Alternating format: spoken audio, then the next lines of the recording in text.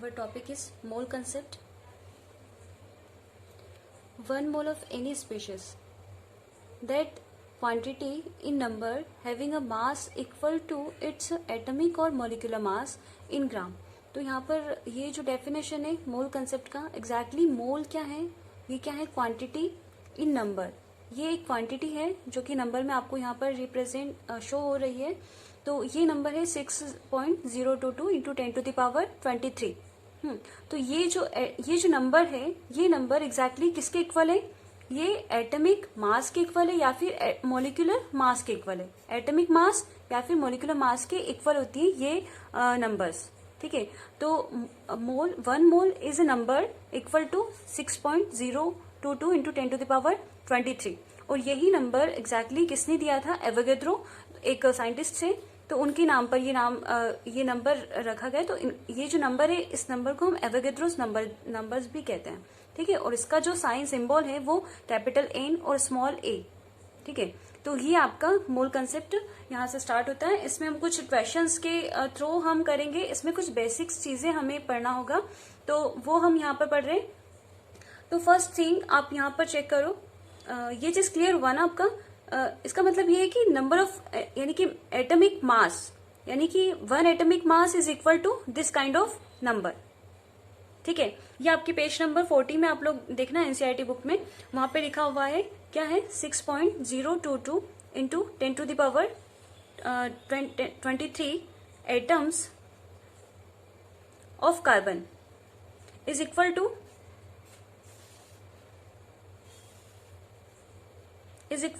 1 mole.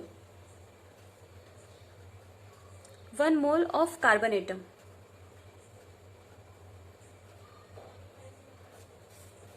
is equal to 12 gram of carbon atom.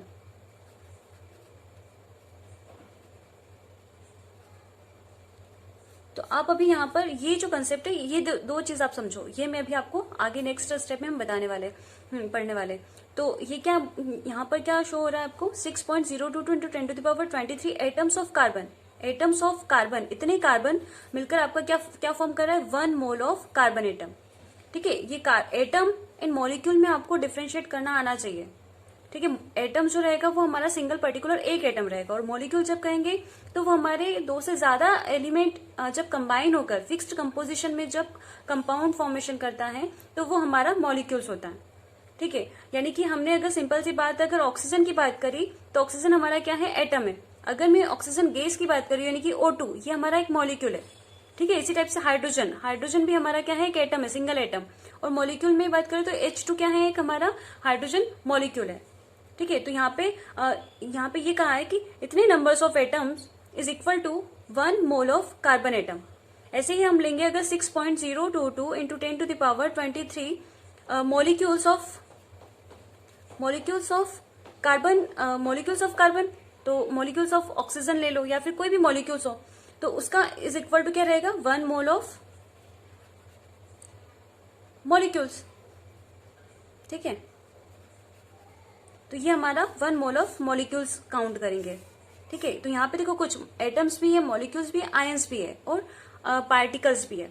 तो यहाँ पर अगर इसी टाइप से हम कहें तो 6.022 into 10⁻23 numbers of particles is equal to 1 mole of any kind of particle, there is atom, molecule and ions. ऐसे ही नेक्स्ट थिंग आपको यहाँ पे दिख रही है जो टेबल में, फिगर में, 6.022 into 10⁻23 numbers of molecules is equal to this is 1 mole of molecules. ठीक है. तो ये आपका एक क्या है, मोल कंसेप्ट का सिंपल से मैंने ये वाली यूनिट आपको बताई है. अभी ग्राम में हम लोग नहीं गए हैं. ठीक है. और वैसे भी देखो, हाँ ठीक है, नेक्स्ट स्टेप में हम पढ़ते हैं.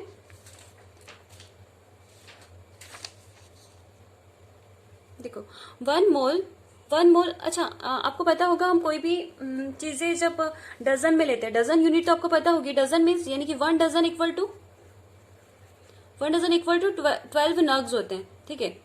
नग्स होते हैं, ये हमको पता है. तो यहाँ पर 1 डजन इक्वल टू 12 नग्स. ऐसे ही यहाँ पर हम बात करें तो 1 ग्रॉस इक्वल टू कितना होता है, ये भी हमें पता है. तो ये कितना होता है, 144 नग्स होते हैं इसमें. ठीक है. तो ये जो होते हैं ये फिक्स होती है क्वांटिटी डजन में, यानी कि 12. ऐसे ही 1 ग्रॉस की बात करें तो 144 नग्स उसमें एक क्वांटिटी रहेंगी, यानी कि मैं अगर 1 डजन पेन की बात करूं दैट मीन्स हमारे 12 पेन की बात कर रहा है वो। ठीक है, तो वैसे ही हम यहाँ पर नंबर ऑफ मोल्स यानी कि 1 नंबर यानी कि 1 मोल ऑफ एटम मॉलिक्यूल की बात करेंगे यहाँ पर, क्योंकि देखो ये जो चीजें हैं डजन वगैरह ये जो हम यूनिट लेते हैं ये बड़ी क्वांटिटी में होता है, और हमारे जो एटम मॉलिक्यूल्स होते हैं ये बहुत स्मॉल पार्टिकल्स होते हैं। तो इन्हें मेजर करने के लिए एक यूनिट स्टैंडर्ड यूनिट दिया है जो कि मोल है ना। तो मोल एग्जैक्टली क्या है, नंबर ऑफ एटम्स हम कहेंगे, नंबर ऑफ एटम्स या और number of molecules, number of particles, number of ions, है ना। तो इस टाइप से हम उसको काउंट करेंगे।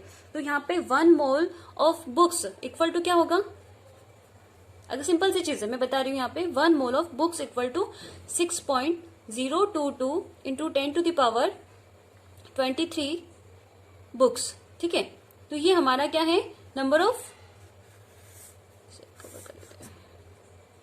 तो यहाँ पे 1 मोल ऑफ बुक्स की बात मतलब कि इसका मतलब क्या होगा, 1 मोल बुक मतलब कि इतने बुक्स यहाँ पर प्रेजेंट है। ठीक है, वैसे ही हम यहाँ पे गए तो 1 mole of pen equal to pens equal to कितने पेन्स रहेंगे उसमें टोटल 6.022 इंटू 10⁻23 पेन। ठीक है, तो इस टाइप से ये यानी कि 1 mole of atom equal to कितना रहेगा, इतने नंबर ऑफ मॉलिक्यूल या फिर एटम्स, है ना, मॉलिक्यूल्स नहीं, और 1 mole of molecules equal to this kind of number of molecules रहेंगे। ठीक है, ये चीज क्लियर हुआ। अब नेक्स्ट हम समझते हैं यहाँ पर आपका सपोज यहाँ पे हमने लिखा है कि mass of atom of carbon, यानी कि मास ऑफ कार्बन एटम, यहाँ पे हम फाइंड करते हैं मास ऑफ कार्बन एटम।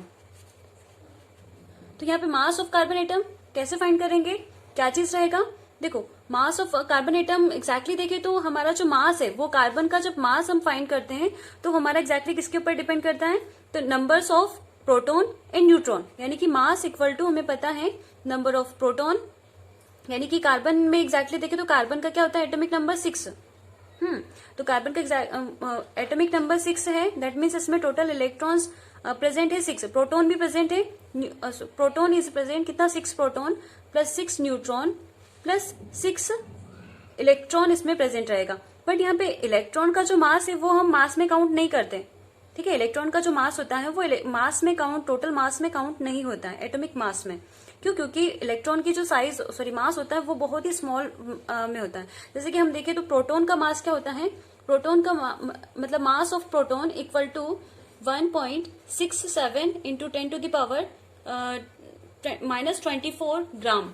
ठीक है, और वैसे ही mass of neutron equal to also 1.6 into 10⁻⁻24 gram होता है, और मास ऑफ इलेक्ट्रॉन देखे तो कितना होता है 9.1 इंटू 10⁻⁻31 किलोग्राम। अगर ग्राम में देखें इसकी यूनिट तो 9.1 इंटू 10⁻⁻27 ग्राम होती है इसकी यूनिट।